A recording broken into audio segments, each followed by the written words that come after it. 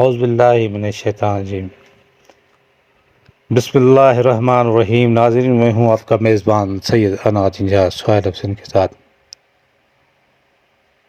ناظرین، سال تو گزرتے جا رہے ہیں، برسوں گزرتے جا رہے ہیں، پر کچھ لوگ کبھی بھی وقت کے ساتھ بہہ نہیں جاتے، ٹوٹ نہیں جاتے۔ اسی وقت کے حوالے سے آج 20 تاریخ کو 79 برسی سوریہ بادشاہ پیر سبقت اللہ شاہ راشدی رحمۃ اللہ علیہ کی ہے۔ یہ دھرتی کا وہ کردار ہے جس نے ایک نعرے کو ایسا عکس کیا، ایک نعرے کو ایسی پہچان دی کہ وہ نعرہ ایک سکہ بن گیا، اور سکہ بھی ایسا بن گیا جو سکہ کبھی کھوٹا نہیں ہوگا۔ اس نعرے میں یہ کہا گیا کہ وطن یا کفن، موت یا آزادی۔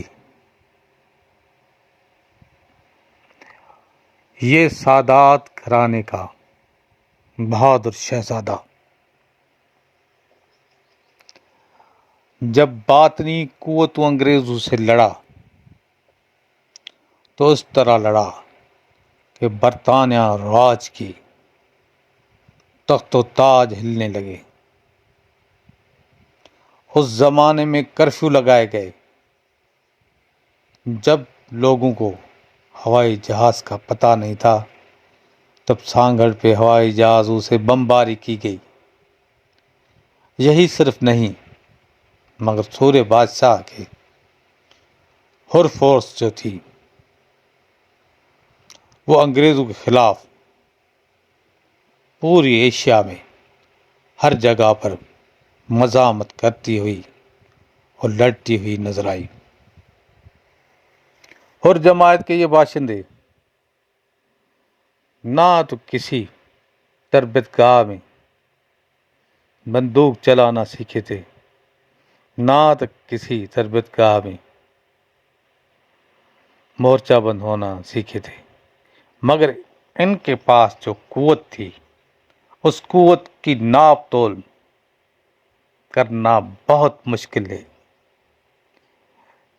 یہ قوت ہم سائنسی نکات میں تو نہیں کر سکتے، البتہ یہ قوت جو ہے ہم روحانی اور ایمان کی پیشہ ورانہ حالات میں ضرور کر سکتے ہیں۔ میرے موضوع سامعین، سوریہ بادشاہ ایک فرد کا نام نہیں تھا، سوریہ بادشاہ ایک نظریے کا نام تھا۔ اس نظریے میں اس نے یہ نہیں کہا کہ میں پاکیزہ ہوں، مگر اس سید زادے نے کہا کہ دھرتی جو ہے، یہ زمین جو میری ہے، یہ میرے ایمان کا حصہ ہے، اور اس پر جو قبضہ ہے وہ ناجائز قبضہ ہے۔ میں اس دھرتی پر اپنی جان تو قربان کر سکتا ہوں، مگر غیروں کا مسلط ہونا قربان نہیں کر سکتا۔ سامعین سوچیے، اس وقت میں جتنے بھی لوگ اور جماعت میں جڑے، کسی حوالے سے لوگ یہ سوچتے ہیں کہ یہ مرشد اور مرید کا تعلق تھا۔ نہیں، یہ سلسلہ تو عقیدتوں کا سلسلہ ہے، اور عقیدت کس سے عقیدت تھی؟ کسی فرد اور انسان سے نہیں، اپنی مٹی سے عقیدت کا اس سے بڑا کوئی ثبوت میں نے تاریخ میں اب تک نہیں پڑھا۔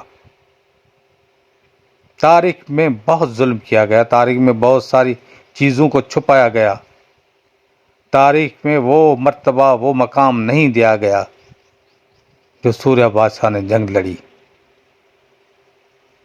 سوریہ بادشاہ جو جنگ لڑا تھا وہ تو اپنے مسلمان بھائیوں اور اسلام کی سربلندی کے لیے لڑ رہا تھا کہ اسلام جہاں پر بھی ہے، جہاں پر آپ سمجھتے ہیں صرف غیر مسلم رہتے ہیں، ان کی للکار، ان کی پہچان کا یہ عالم تھا۔ ایک بندہ گرفتار ہو اور پوری ٹرین میں سارے انگریز سپاہی تھے۔ ایسے لوگوں کی ہم کہتے ہیں موت۔ یہ لوگ تو اپنی موت کو محبوب سمجھتے ہیں، اور موت ہی وہی ایک راستہ ہے جس سے انسان یا تو دفن ہو جاتا ہے یا تو امر ہو جاتا ہے۔ آپ گھر میں بیٹھ کر فائرنگ کی آواز سنتے رہیں، جنگوں کی آواز سنتے رہیں، ظلم کے داستان سنتے رہیں، یا آپ جنگ میں گھس کر دشمن کو مارے،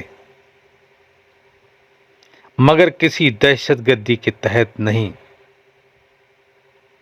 اپنے وطن کے لیے۔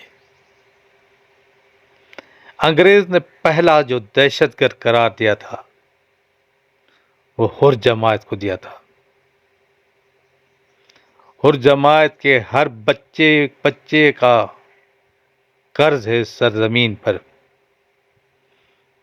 چونکہ سوریہ بادشاہ تو اپنی جنگ لڑا تھا، مگر جو قید خانے بنائے گئے تھے جن کو لوڑے کہتے ہیں، ان میں عورتیں مرد سب بند رکھے جاتے تھے، اور کہیں پر ماں ہوتی تھی تو کہیں پر بیٹا۔ اگر ماں سکھر کے قید خانے میں ہے تو بیٹا جیسلمیر میں ہے۔ کسی کو اجازت نہیں تھی حضور جماعت میں